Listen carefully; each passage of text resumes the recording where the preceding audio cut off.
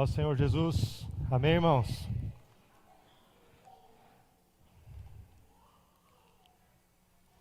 O Senhor está no seu santo templo. Cale-se diante dele toda a carne, menos as crianças.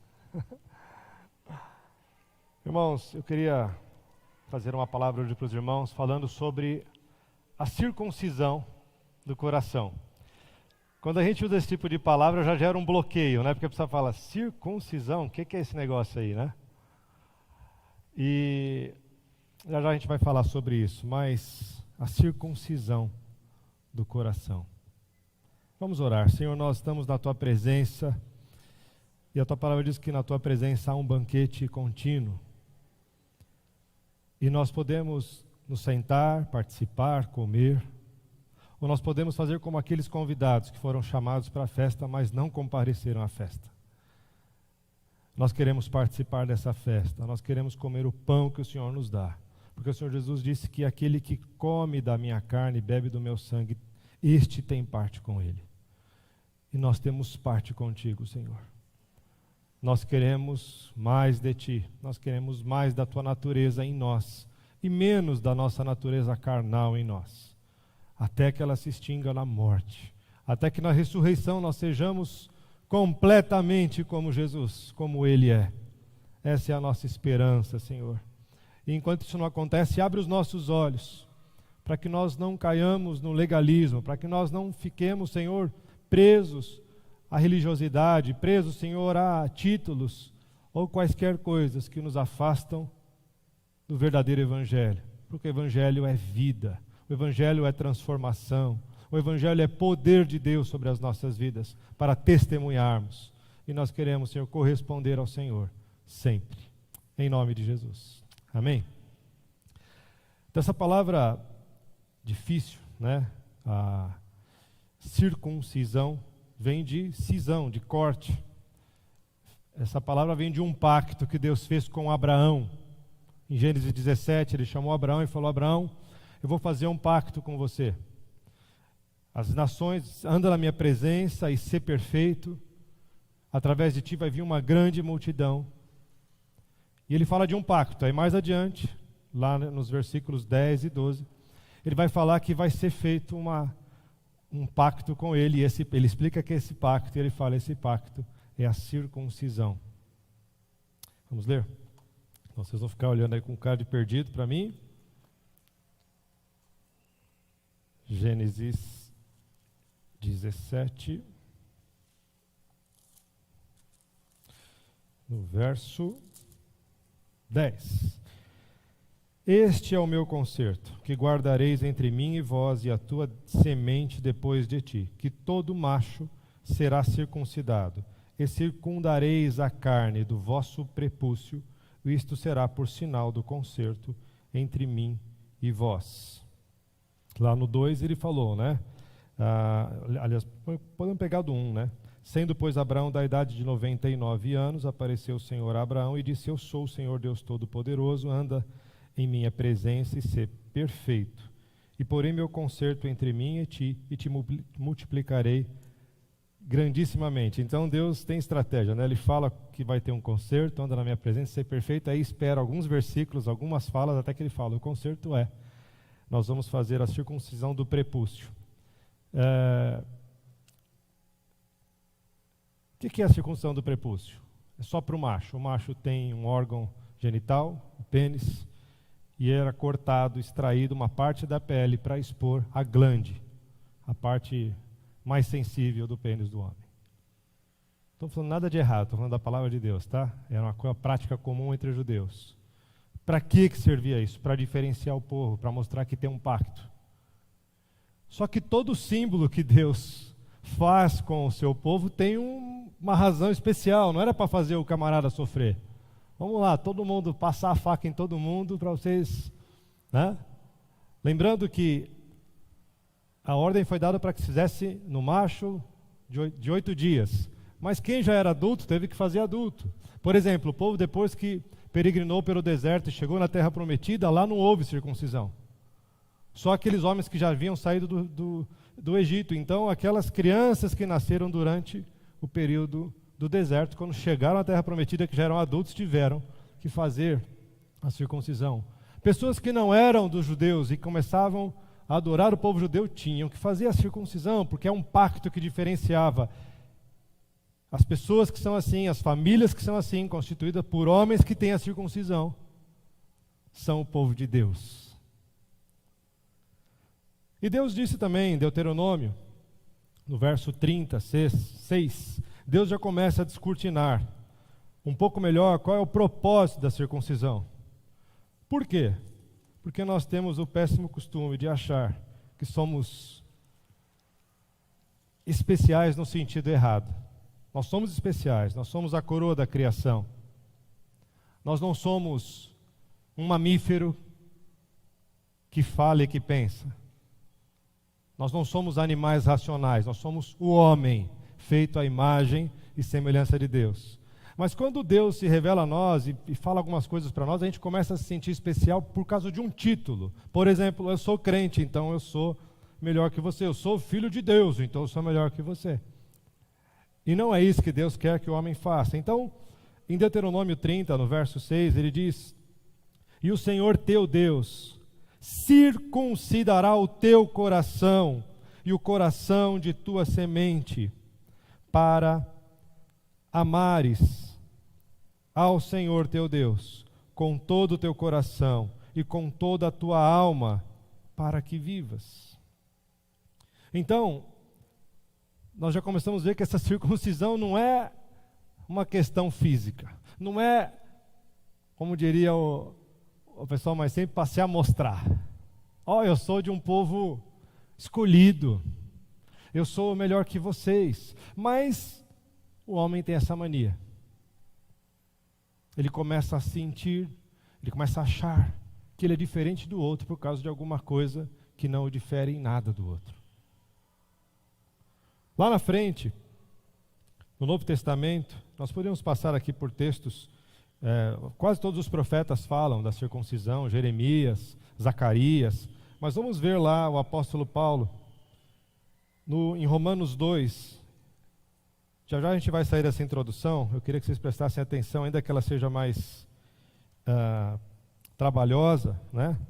Num dia de domingo, com frio, e alguns com fome, mas para a gente entender isso, porque é importante, tá bom? Romanos 2, a partir do verso 26, já vou te avisar para você prestar atenção no que você está lendo. Ele vai fazer um trocadilho o tempo todo, circuncisão em circuncisão. Parece a mesma coisa, né? Circuncisão, incircuncisão. Ou seja, circuncisão, quem fez vamos chamar assim, a cirurgia, e quem não fez a cirurgia. Quem não fez então ele é incircunciso. Foi o que Davi falou para o filisteu, lembra? Seu incircunciso filisteu, você não é povo de Deus, você é incircunciso, você não é povo de Deus, então você não vai prevalecer. Então, incircunciso é aquele que não tem a circuncisão. Eu vou ler devagar, você vai prestar atenção. Se, pois, a incircuncisão guardar os preceitos da lei, porventura, a incircuncisão não será reputada como circuncisão? Você entendeu? Ele falou, se alguém não fez a cirurgia, mas ele observa todas as ordens, os mandamentos de Deus, não é a mesma coisa que ele tivesse feito a cirurgia da circuncisão? Ele está dizendo, não é uma questão física, biológica, sei lá como é que fala isso, material. É uma coisa lá dentro.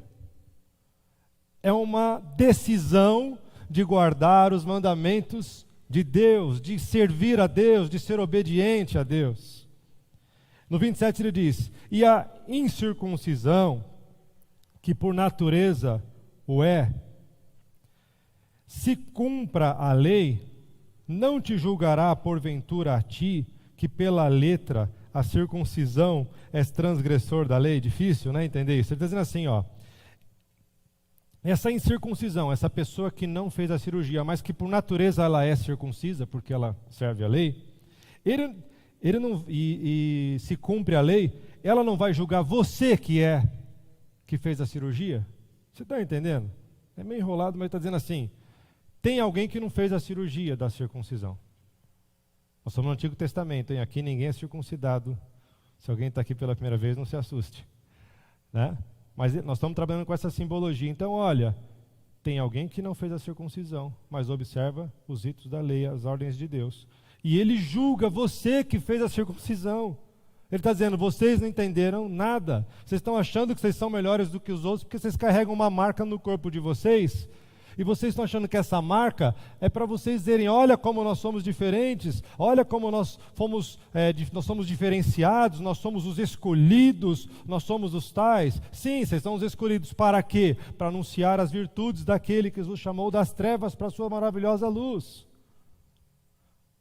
Deus já disse isso lá no Pentateuco, não foi só em Pedro que ele falou que a gente deveria manifestar as obras de Deus e livrar os homens do pecado. Essa era a intenção dele para Israel, e Israel não fez isso. E hoje Deus vem nos lembrar, a circuncisão que eu quero é a circuncisão do coração. Igreja, povo de Deus, não é, hoje eu separei a minha gravata e não consegui colocá-la aqui. Teve um rosto qual não vou explicar, mas eu não coloquei. Certo? E alguém poderia dizer, mas ele está sem a gravata. É legal usar a gravata. Não estou falando que eu sou contra, mas parece que se faltou a gravata, então faltou alguma coisa. Então a gente está olhando para a aparência. O homem olha a aparência, mas Deus, o que diz a palavra? Ele vê o coração. Então a gente não pode viver de aparência, a gente não pode viver de fachada, de palavreado, né? Ô irmão, como vai? Tudo na glória, tudo na bênção, mas é só vitória, né? Teve uma pessoa que trabalhou na minha casa, que ele vinha, ô varão, tudo bem? Só vitória? Eu falei, não, vitória eu sempre tenho essa expectativa e de fato sempre a tenho, mas eu não vivo vitória todo dia. Tem dia que eu vivo derrotas. Eu não vivo fracassos, mas derrotas eu vivo, porque fazem parte do processo de transformação de Deus na minha vida. E essa pessoa, infelizmente, eu estou dizendo porque vocês não a conhecem, eu não ia falar mal de alguém aqui, mas o testemunho dele era horrível. E ele se apresentava com um título de uma igreja. E tempos depois eu tive que tirar ele da minha casa, porque ele estava gerando problemas de toda sorte, que eu não vou entrar em detalhes. Então, existem pessoas que carregam um palavreado aparente, mas o coração está podre. Ele acha que ser de Deus é vestir uma roupa distinta dos outros e falar diferente de todo mundo. Mas Deus não vê isso, Deus vê o coração, pelo amor de Deus. E essa é uma armadilha para nós. Nós podemos dizer assim, isso que você está falando é verdade, eu concordo. Só que por que será que Deus falou isso para mim, está falando isso para vocês e está falando isso para a gente? Porque não é só para vocês, é para mim, é para nós, é para vós. É porque a gente, em algum momento, em alguma medida, a gente quer ser assim. A gente quer ser muito zeloso às vezes, e deve ser, mas cuidado para que esse zelo não cubra aquilo que Deus quer fazer e a forma como Deus vê. Nós vamos ver isso aqui já, aqui na vida de Cornélio. Às vezes nós queremos julgar as coisas e nos esquecemos que existe um Deus sobre nós, é Ele quem julga. Nós não julgamos nada. Nós temos que estar submissos a Ele, à sua voz, ao seu comando. E ele conclui aqui, no 28 e 29, porque não é judeu o que é exteriormente, nem é circuncisão a que é exteriormente na carne, quem fez a cirurgia, mas é judeu o que é no interior, é circuncisão a que é do coração, no espírito, não na letra, cujo louvor não provém dos homens, mas de Deus. Então é no coração, é no espírito, porque o louvor não vem dos homens, vem de Deus.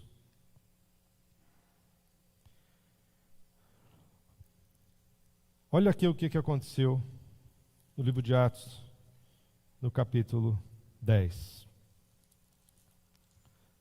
Antes de entrar aqui nesse texto, quero dizer, Eu estava perguntando, Senhor, qual é a razão dessa palavra agora aqui? Enquanto nós estávamos louvando, eu estava ali em cima, me preparando ainda um pouco e orando, falando, Senhor, qual a razão dessa palavra? Qual a razão dessa palavra? Eu já sei que o Senhor quer que a gente melhore nesse aspecto, mas por que o Senhor quer dizer isso para nós? E o Espírito Santo falava assim, porque vocês estão desatentos. Os dias são maus. Nós vivemos dias maus. O pecado está querendo governar as nossas vidas, está sendo transformado em lei. Nós temos dito isso algumas vezes na casa de Deus. Não estamos falando de política, nós falamos de pecado.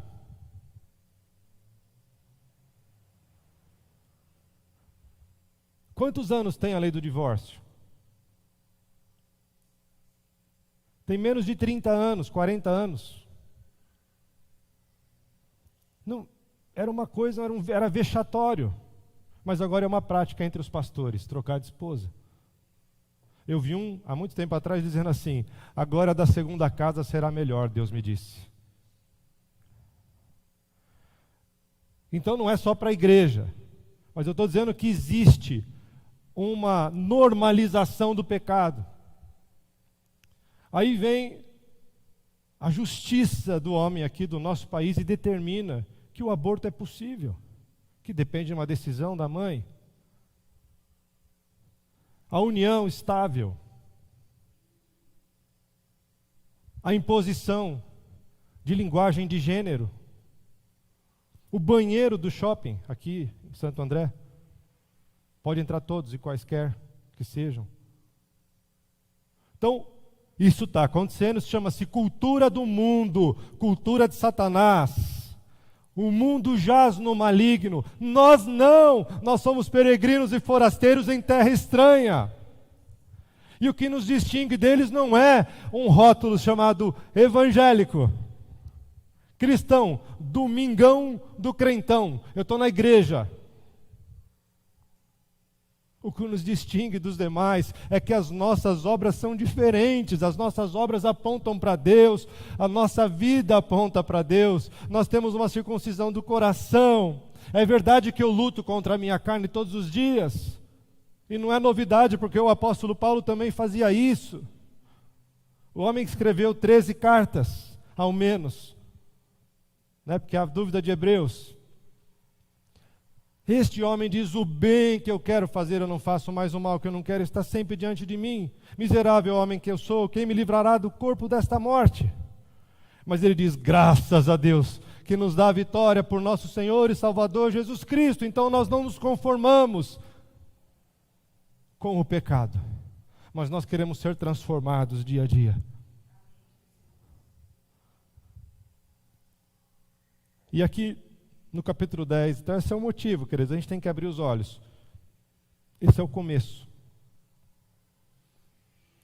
E quando eu vou falar aqui, não vai falar, vai piorar muito. Não, irmão, uma notícia? Não, é uma boa notícia. Leia Mateus 24, princípio das dores.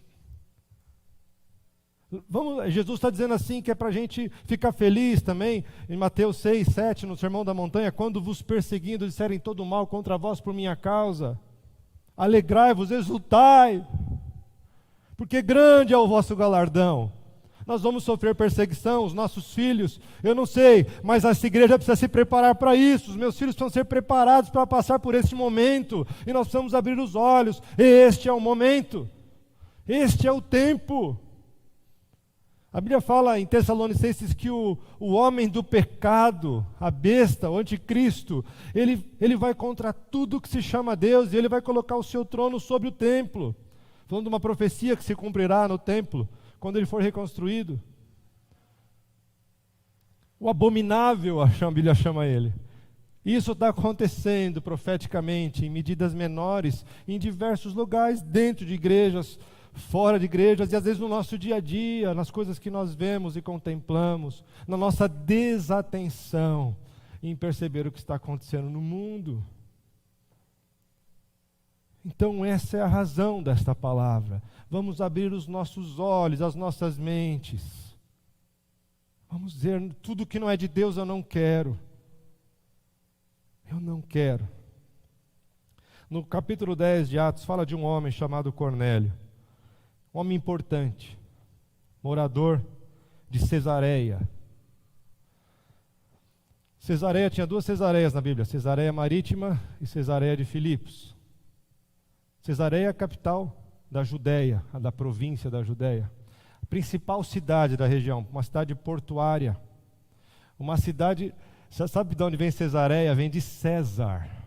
Tinha um templo para César nessa cidade. Uma cidade pagã, uma cidade que adorava a cultura deste mundo, que entronizava homens. Isso é importante nós sabemos, porque qual foi o pecado de Adão?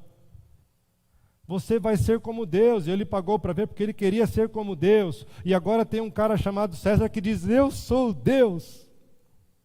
Me adorem, me sirvam. E é esse o contexto que vive este homem, este romano. Não é, ele é um gentil, ele não é um povo de Deus. Mas tem algo que o distingue. Verso 2: piedoso e temente a Deus, com toda a sua casa ainda por cima, hein? Fazia muitas esmolas ao povo, e de contínuo orava a Deus. Esse é o testemunho de Cornélio, que vai ser repetido aqui outras vezes. Piedoso e temente a Deus. Piedoso não é quem tem, na Bíblia aqui, é um pouquinho disso, 10%. Ele é muito piedoso, ele faz caridade. Piedoso, no sentido bíblico, no original, é alguém que vive para Deus. É alguém que está disposto para Deus, para o reino. É uma piedade que vem do alto para baixo. É alguém que é um canal de bênção. Porque ele é piedoso, ele vive para Deus, ele ouve o Espírito de Deus, ele está pronto para fazer a vontade de Deus. Ele é simples, ele é humilde. E ele é temente a Deus. E o resultado disso é que ele dava esmolas, ele era generoso e ele orava continuamente. Será que esse é o testemunho que as pessoas vão dizer de nós? Que somos crentes, que nós também temos um pacto sobre a nossa vida. Qual é o nosso pacto? Que a gente comemorou em abril agora. Este é o sangue da nova aliança, um novo pacto, tem um pacto com vocês. Este é o sangue da nova aliança. Nós temos um pacto também. Como é que será que nós que andamos debaixo desse pacto nos comportamos e como as pessoas nos veem e como será que nós nos vemos? Nós oramos de contínuo diante de Deus. A gente gosta de falar, por exemplo, de Daniel, que orava 3 vezes ao dia, né? Mas será que Daniel orava 3 vezes ao dia e não falava mais com Deus? Para viver o que ele viveu com Deus? Orar de contínuo. Ele orava o tempo todo, ele estava o tempo todo conectado com Deus. E para que não haja dúvida, eu vou dar uma adiantada na história, depois eu dou uma geral aqui, porque são muitos versículos, a gente não vai conseguir passar por ele. Mas quando Pedro chega até a casa do Cornélio, quando ele vai chegar lá, acontece o seguinte, no versículo 24. E no dia imediato chegaram a Cesareia, e Cornélio os estava esperando, tendo já convidado seus parentes e amigos mais íntimos. E aconteceu que, entrando Pedro, saiu Cornélio a recebê-lo, e prostrando-se aos seus pés o adorou. Por quê? Ele vivia numa cidade pagã, numa cultura pagã. Ele não era crente não, gente. Ele não era judeu. Eu não estou defendendo aqui que quem não é, que qualquer um pode ser salvo, não é universalismo não. Nós somos salvos pela graça, e isso não vem de vós, é dom de Deus. Nós somos salvos pela graça, mas nós fazemos acepção de pessoas, nós olhamos para algumas pessoas e dizemos assim, essa pessoa é impossível. Ele é pagão, ele é do vizinho aí, do concorrente, a gente olha e fala, esse cara aí já era. Ele adora imagens, ele adora outros deuses. Mas você não conhece o coração. O homem vê o exterior, mas Deus vê o coração. E Deus vê o coração desse homem. E Deus se manifesta para ele de uma forma maravilhosa. existe uma teofania, a presença de Deus presente. Você já teve uma? Deus já veio falar com você, já veio um anjo falar: oi, sou aqui da parte de Deus, e você tremer. E foi isso que aconteceu com ele. Versículo 3: Este, quase a hora nona do dia, viu claramente numa visão um anjo de Deus que dizia para ele: Cornélio. E ele, fixando os olhos nesse anjo, disse: Que é, Senhor? E o anjo lhe disse: As tuas orações e as tuas esmolas têm subido para a memória diante de Deus. Porque Deus não vê como nós vemos. Agora Deus vê o coração desse homem, vê essa sinceridade, vê esse homem temente a Deus, esse homem justo, que nós vamos ver também aqui, é um testemunho dos seus servos, que ele é justo. E Deus fala: peraí, mas precisamos limpar um pouco a casa aí, precisa tirar um pouco de confusão. Você precisa entender certinho o que está acontecendo. Só que o que chama atenção é que o temor desse homem e a vida dele é tão correspondente com o propósito de Deus para as nossas vidas, que é sermos generosos, que é termos comunhão com Deus, que é amá-lo, que é sermos temente, que Deus fala: não dá para deixar ele aqui sozinho, ele vai ter um curso especial com o apóstolo Pedro, que está a 48 quilômetros de Cesareia, na cidade de Jope. Aí Deus faz uma coisa simples. Ele fala aqui com o Cornélio: manda um pessoal teu lá para Jope, na casa de alguém chamado Simão, o curtidor. Ele curtia muito a vida. Não, né? Era o curtidor de couros. Porque o Simão Pedro, está na casa do Simão, o curtidor. Sabe que o nome do apóstolo é Simão e Pedro é o seu sobrenome, né? Então, vai lá procurar o Simão Pedro, que ele está na casa do Simão, o curtidor. Lá em Jope ele mora. 48 quilômetros, 10, 12 horas de viagem andando de cavalo, sei lá. E aí, Pedro está lá na casa do Simão. Quando eles vão para lá, acho que eles saem no mesmo dia, né? Ele estava orando perto da hora nona, 3 horas da tarde. E ele manda o pessoal para lá e diz que eles chegaram lá no outro dia. Pedro estava orando às 6 horas, a hora sexta, então, portanto, meio-dia. E eles chegaram lá. Não sei se eles viajaram a noite inteira, mas deve ter feito uma boa viagem. E quando Pedro está orando, Deus aparece, manda uma visão para Pedro de um lençol que desce do céu em forma de um vaso, puxado pelas 4 pontas. E dentro desse vaso estão animais impuros, segundo a lei. Quais eram os animais impuros? Os animais que não tinham patas fendidas e que não ruminavam. Todo animal permitido ao judeu tinha que necessariamente obedecer esses 2 critérios. Ele tinha que ser um ruminante e ele tinha que ter pata fendida. E Deus era muito específico. Ele falava: olha, por exemplo, o camelo ele rumina, mas não tem pata fendida, então não pode.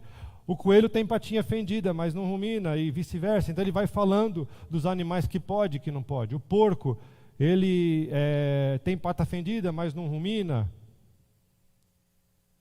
O texugo. Então, Deus fala: esses animais não podem comer, né? Lá em Números, vai falar em diversas vezes, vai ter a repetição. E aí, nesse lençol que desce do céu, tem justamente esses animais impuros. Porque Deus tem um propósito didático em tudo que Ele faz. Ele não falou: não é para comer porque eu não gosto. É que eu quero revelar para vocês que vocês, Israel, são o meu povo, vocês são puros. Agora eu voltei lá atrás, tá? No chamado de Abraão. Vocês são puros, e vocês vão revelar isso para os outros, para que os outros também se purifiquem e observem as leis e os mandamentos e andem com vocês. E eu estou mostrando isso de uma forma didática. Vocês não podem comer isso, vocês têm que guardar esse dia, vocês têm que fazer isso e aquilo para se diferenciar. Mas agora, Deus está mostrando o seguinte: Israel falhou. E agora veio Cristo, inaugurou uma igreja, encheu ela do Espírito Santo. E esta igreja, conduzida pelos apóstolos, ela precisa trazer toda a nação e todo o povo, porque essa foi a promessa do pacto feito a Abraão. Em ti serão benditas todas as famílias da terra. Eles precisam se aproximar, eles precisam chegar de todas as tribos, povos e raças e nações. E aí ele vê aqueles animais impuros e Deus fala: come, mata e come. Ele fala: não, de maneira nenhuma, eu nunca comi coisa impura. Mata e come. Pedro: não, de maneira nenhuma. Pedro tem um negócio com 3, né? Ele nega Jesus 3 vezes. Jesus questiona ele 3 vezes sobre o amor dele. E depois da 3ª vez, esse lençol é recolhido e Pedro não sabe muito bem o que está acontecendo. E ele pergunta para o Espírito Santo o que é que está acontecendo. E aí bate na porta dele aqueles 3 homens, 2 servos e um soldado, mandado por Cornélio para buscá-lo na sua casa. E o Espírito Santo fala: tem 3 homens aí na sua porta. Que conexão, né? Sem internet, sem celular, sem nada de comunicação, sem nem telégrafo, nada. Deus fala: manda o pessoal, que eu já vou avisar ele lá. Quando chegar já está sabendo de tudo.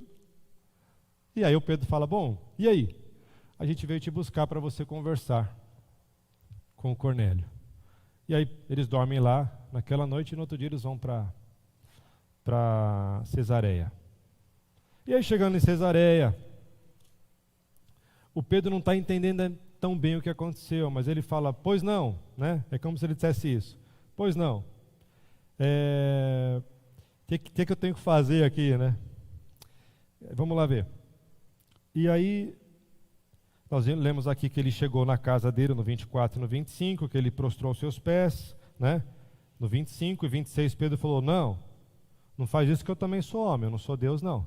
Vamos parar com essa prática aí. Então já ensinou uma coisa para ele, né? E falando com ele, entrou e achou muitos que ali haviam ajuntado.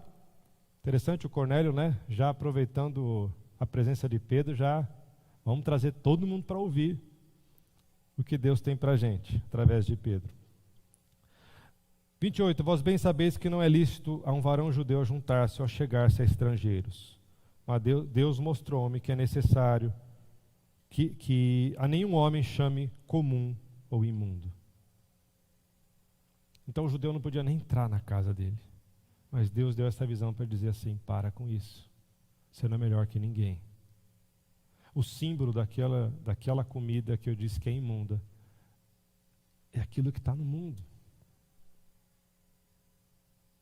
Não é só uma questão alimentar, é uma questão muito mais ampla, é uma questão de separação, de não se contaminar com as coisas deste mundo. E ele diz: pelo que sendo chamado vim sem contradizer. Pergunto, pois, por que razões mandaste me chamar? Eu acho muito interessante isso, né? Deus falou para o Cornélio: manda chamar ele. Deus falou para ele: acompanha os meninos, volta lá, vai lá para Cesareia. Aí ele chega: eu vim aqui, não era nem para eu estar aqui, porque aqui é casa de gente que eu consideraria imunda, mas Deus falou para não considerar imundo vocês. E aí? Para que eu vim mesmo? E aí o Cornélio conta para ele a visão. Apareceu um anjo. E ele falou comigo. E disse Cornélio, 30, há 4 dias estava eu em jejum até esta hora. Quem jejua aqui igual Cornélio? Deixa eu levantar a mão, não. Olha só, temente a Deus, piedoso, né? No 22 diz que os empregados falam que ele era um varão justo e temente a Deus, de bom testemunho com toda a nação, inclusive com os judeus. Um homem espetacular, mas tinha umas arestas para parar, certo? Então ele estava jejuando em minha casa às 3 horas da tarde, a hora 9, porque a primeira hora para o judeu, para vocês não ficarem perdidos aí, é às 6 da manhã, certo? Então 6 da manhã, meio-dia, são 6 horas. A hora 9 são 3 horas da tarde, tá bom? E eis que diante de mim se apresentou um varão com vestes resplandecentes e disse: Cornélio, a tua oração foi ouvida e as tuas esmolas estão em memória diante de Deus. Envia, pois, a Jope a mandar chamar Simão, a quem tem por sobrenome Pedro. Este está em casa de Simão Curtidor, junto do mar, e ele vindo te falará. E logo mandei chamar-te, bem fizeste em vir. Agora, pois, estamos todos presentes diante de Deus para ouvir tudo quanto por Deus é mandado. E abrindo Pedro a boca, disse: reconheço por verdade que Deus não faz acepção de pessoas. Só um detalhe que eu acho engraçado, eu já comentei agora há pouco, né? Que o Pedro fala: e aí, o que é que eu vim fazer aqui? E aí ele conta o sonho dele e fala: e agora? Você veio falar alguma coisa aqui que eu não sei o que que é, né? Então Deus é maravilhoso. Aquele que é movido pelo Espírito é assim. A palavra diz: não sabe de onde vem nem para onde vai. Ele é guiado pelo Espírito. Acho que eu já contei isso aqui. Eu estava uma vez no Riacho, lá na nossa obra, e a gente estava fazendo na época de comprar uns materiais, algumas coisas, e eu precisava comprar aqueles penduradores de copo assim, né, que você fixa na parede, e eu entrei numa ruinha assim. Quem conhece ali o Riacho tem aquele centrinho mais pujante, e tinha uma ruinha paralela. Eu falei: eu vou entrar para cá, porque... Aí entrei e vi uma casa de produtos de limpeza, mas era muito pequenininha, acanhada. Eu passei, e era uma subidinha, eu passei, olhei e falei: aqui não tem. Eu falei: mas vai que tem. Aí eu freiei, deixei o carro descer. Aí eu falei: mas não tem. Aí saí de novo. Eu me lembrei de Pedro aqui, né? Uma vez, duas vezes. Aí o Espírito Santo falou assim: vai lá. Tá bom. Eu desci do carro e falei para ela: olha, tinha uma moça, eu falei: olha, eu estou procurando aqueles copos com suporte. Não tem, né? Ela falou: não, não tem. Eu falei: mas eu tinha que vir aqui. Eu sabia que não tinha, eu fui e voltei, mas eu tinha que vir aqui. Você está precisando de alguma coisa? Ela começou a chorar. E aí nós demos uma palavra de Deus para ela. Então, às vezes, nós não sabemos nem por que a gente está fazendo aquilo. Mas o Senhor está mandando: vai e faz. Nós temos que ser mais corajosos, irmãos. Presta atenção. Quantas vezes será que Deus já não quis me usar assim e eu estava sem tempo, eu não parei, né? Eu não ouvi. Ah, não tem. Mas quem disse que é sobre ter um suporte de copo? É sobre uma pessoa que está precisando de uma palavra, é sobre alguém que está nas trevas e precisa ser levado à luz. Nós precisamos estar atentos. E o apóstolo Pedro, atentíssimo, ouviu a voz do Senhor. E estava lá então, diante dele. E aí o apóstolo Pedro, eu não vou ler, ele faz um resumo aqui que nós deveremos ter na ponta da língua. Eu fiquei pensando aqui, eu não vou ler, mas do 36 até o 43, são poucos versículos, ele faz um resumo sobre a obra de Cristo. Quem é Cristo, prometido, anunciado pelos profetas, e que veio e andava fazendo bem, e ele deu a sua vida, ele ressuscitou, ele apareceu, se manifestou depois, né, com vários milagres. Inclusive, ele fez muito milagre, inclusive aqui na região da Judéia, você deve saber disso. E nós que somos testemunhas, ele apareceu para um grupo, né, os seus apóstolos, e conversou com a gente, falou sobre uma grande obra. A gente tem que ter esse resumo para dizer o que é ser cristão. É ir na igreja. Ser cristão é não ter mais, não tem mais dor na coluna, nem na perna, na joanete, né? Ser cristão não tem mais problema financeiro. Eu estava com problema financeiro, fui na igreja, agora não tem mais. Esse é o evangelho raso. Isso aí são os sinais, não né? Eu já falei isso aqui uma vez. O sábio aponta para o céu, mostrando o astro, o sol, e o tolo olha para o sinal e não olha para o astro, ele não olha para o sol, ele não olha para Deus, ele olha só para o sinal. Está lá, aí ele fica olhando para cá: nossa, que legal, mas isso é só o sinal, é só uma coisinha, tem algo muito maior para ser vivido, e nós precisamos viver isso, e o que nos impede de viver isso é o pecado e o mundo espiritual. Eu estou esperando a oportunidade para falar sobre isso com os irmãos, não é hoje, sobre o mundo espiritual. A gente tem falado sempre algumas sementinhas, os irmãos devem ter percebido, mas tudo que nós fazemos está diante de Deus e está diante do inferno. Porque em Cristo Jesus nós estamos habitando regiões celestiais, Ele nos fez assentar em regiões celestiais. E o mesmo livro de Efésios e outras cartas de Paulo também vai falar que o mundo, que a região celestial é habitada por principados e potestades do ar e toda a força maligna. E nós precisamos considerar isso. E Ele quer destruir a nossa vida. Então, quando há acusação sobre nós, Ele nos acusa para tirar essa autoridade que nos faz agir assim. De chegar e falar, vou ser voz de Deus, vou ser mão de Deus, vou ser boca de Deus, vou ser um abraço de Deus aqui.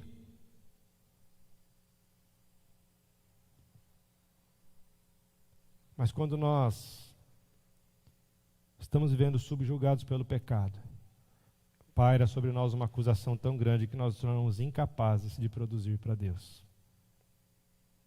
E nós precisamos ser livres, queridos. Nós precisamos ser livres. Nós precisamos ser livres das amarras, de angústias, falta de perdão. Você pensa que o diabo não vê a falta de perdão? Mas ele conhece o meu coração? Não, ele conhece a forma como você fala, como você trata, quando você fala com a Chiquita, com o Manuelito. Quando você fala do irmão do outro, ele está ouvindo tudo. Nossa, que legal, meu, tá cheio de rancor ainda aí, hein? Que beleza. Assim que eu gosto, aí não tem autoridade. Porque existe uma autoridade sobre as nossas vidas. O Senhor disse, eu vos dou poder e autoridade. Quando você está com pecado, você tem autoridade? Aí a igreja não cresce. Aí a culpa é do pastor, né? Quem gera ovelha é ovelha. Pastor cuida. Ovelha gera ovelha. Claro que todos nós somos ovelhas, né? Porque nós temos um sumo pastor, diz o apóstolo Pedro, que é Jesus. Mas nós precisamos deixar tudo que nos afasta de Deus. Porque a circuncisão que Ele quer é do coração. E se na circuncisão do órgão masculino é exposto a parte sensível do seu órgão, então na circuncisão do coração, o nosso coração tem que ficar exposto diante de Deus, tem que tirar aquela pele, tem que expor ele, é isso que ele está dizendo, tem que cortar o coração, e vai doer quando cortar, você vai sentir alguma coisa, mas o resultado vai ser maravilhoso, porque a nossa vida vai corresponder aos propósitos de Deus, para a igreja, para fora da igreja, e aonde quer que Deus nos mande. E chama a atenção que Pedro fala, reconheço por verdade, Deus não faz acepção de pessoas. Se nós fazemos acepção de pessoas dentro da casa de Deus, como é que eu não vou fazer acepção fora da casa de Deus? Isso é difícil aprender, não estou te falando que é fácil. Eu vivo em um ambiente de igreja desde pequeno, quando eu era da igreja batista, da primeira igreja batista de Santo André. Já contei para os irmãos, minha mãe me levava, a gente vinha lá do Jardim São Caetano andando a pé, tinha um carro que era do meu pai não deixava usar o carro, porque ele não queria que fosse para a igreja, a gente andava aqui, dá uns 3 quilômetros, Marcão? 2 quilômetros, já está mania de pregador aumentar as coisas, né? Misericórdia, Senhor. Então, 2 quilômetros, a gente ia até aqui na avenida, pegava o busão, ia para Santo André. 7 anos, 9 anos, 10 anos, os 3 irmãos e a minha mãe, investindo, que é o que eu comecei falando. Quanto nós estamos investindo no nosso filho para esse mundo tenebroso que está para vir pela frente, para que eles não fiquem amedrontados e, pelo contrário, eles tenham muita experiência com Deus, como os servos de Deus tiveram, como os homens na fornalha, como Daniel, como Davi. Vai se repetir, e será glorioso. As pragas eram pragas para os egípcios, mas eram maravilha para o povo de Deus. Nós temos que mudar a ótica e preparar a nossa geração para que eles estejam prontos. E eles têm que ver isso na gente. E dá tempo, a boa notícia é essa, dá tempo da gente mudar, dá tempo da gente ser igreja, dá tempo da gente manifestar a glória de Deus. Só que a gente precisa parar de fazer acepção, a gente precisa. Eu dizia aqui, né, acabei empolgando, mas eu vivo nesse ambiente de igreja há muito tempo. Eu já fui tentado a falar mal, a reclamar, a dizer, por que esse irmão é assim? Por que aquele irmão é assado? Por que nunca está bem? Por que não perdoa? Por que ora cumprimenta? Por que ora não cumprimenta? Por que está assim? Por que está assado? Até que o Espírito falou assim, ore por ele e ame ele do jeito que ele é.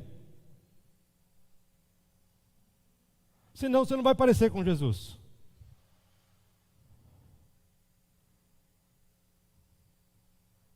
não é para falar. 6 coisas aborrecem ao Senhor, a 7ª sua alma abomina. Qual é? Aquele que cria contenda entre irmãos. Ele detesta um monte de coisa, mas tem uma que ele abomina, ele fala, não. Você quer ver Deus abominado, nervoso, virando as costas para você? E aí nós passamos por tribulações e por dificuldades e não sabemos por quê. Porque Deus é amor, mas Ele também é justiça. A base do seu trono é justiça e juízo. Ele não se deixa escarnecer. E essa palavra não é uma palavra de desânimo, não é uma palavra de acusação. Deus não acusa. É uma palavra de Deus dizendo, ei, me dá a mão. Me dá a mão, vamos levantar. Este é o tempo da igreja ser luz, esse é o tempo da igreja manifestar a presença de Deus, este é o tempo de vocês terem experiências com Deus, este é o tempo dos seus filhos crescerem e ter experiências com Deus. E quando eu falo filhos, os filhos aqui é filho de todo mundo, porque é uma igreja, é um corpo. Nós temos que preparar a geração que está vindo, e cada um vai plantar uma semente, cada um vai falar alguma coisa para eles, que vai gerar neles temor, que vai gerar neles uma percepção de Deus, e não de uma religião, mas de uma vida com Deus. E aí aconteceu algo extraordinário, quando Paulo está terminando de concluir esse resumo, no verso 44, ele diz, e dizendo Pedro ainda essas palavras, caiu o Espírito Santo sobre todos os que ouviam a palavra, e os fiéis que eram da circuncisão, todos quanto tinham vindo com Pedro, que Pedro trouxe uma comitiva também, trouxe mais 6 com ele, maravilharam-se que o dom do Espírito Santo derramasse também sobre os gentios. E com um detalhe, né, que Deus prepara para a gente ficar esperto, não ficar com muito dedo e muito toque. Pedro fala no seu discurso lá, em Atos 3, depois da descida do Espírito Santo, que eles fossem batizados em nome de Jesus, né, aqueles homens que tiveram seu coração compungido pela pregação de Pedro, quase 3.000 almas, fossem batizados em nome de Jesus para que recebessem o dom do Espírito Santo. E aqui acontece o inverso. A palavra diz que eles foram cheios do Espírito Santo.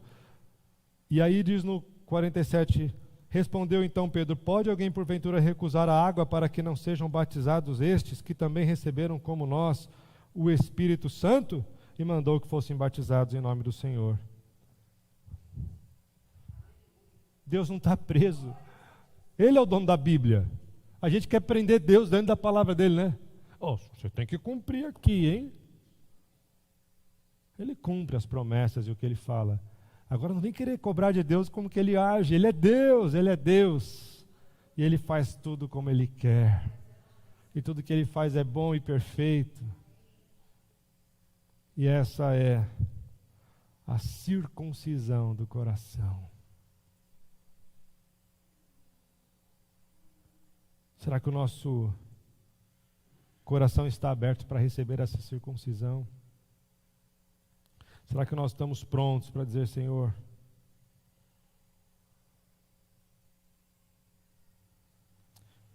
Filipenses 3, eu já estou acabando, 3:3 diz, porque a circuncisão somos nós. A circuncisão era na carne, aí depois a circuncisão é no coração, e agora o apóstolo já está dizendo, a circuncisão somos nós. Que servimos a Deus no Espírito e nos gloriamos em Jesus Cristo e não confiamos na carne. Então a circuncisão agora é daqueles que adoram em Espírito, porque o Pai procura os verdadeiros adoradores que adoram em Espírito. E adorar, a gente sempre tem que lembrar do contexto, não é cantar as músicas. Ela também se expressa em louvor e em música. Mas adorar é aquela atitude que Cornélio teve, ele se prostra, é prostração. Diante de quem eu me prostro? Quais são os meus deuses? Eu espero que nós só tenhamos um. Mas tudo aquilo que me escraviza e me domina, a palavra diz, se torna um Deus sobre a minha vida. E Deus quer te libertar disso. Porque nós adoramos em espírito. E nos gloriamos em Jesus Cristo e não mais na carne. Quer dizer, ele está dizendo, não é mais o nosso braço. Não é que eu fiz uma cirurgia e passei a ser o povo de Deus. Pela minha obra, eu sou diferenciado. Não, é a obra de Cristo. Eu me glorio em Cristo, porque sem Ele eu não sou nada. Eu não posso fazer nada, eu não sou ninguém. Mas a obra de Cristo me tornou filho de Deus. A obra de Cristo me trouxe para uma nova realidade. Revelou, manifestou quem sou e para que sou.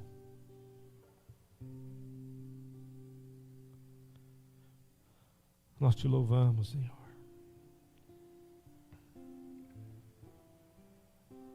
Nós não queremos andar, Senhor, dispersos.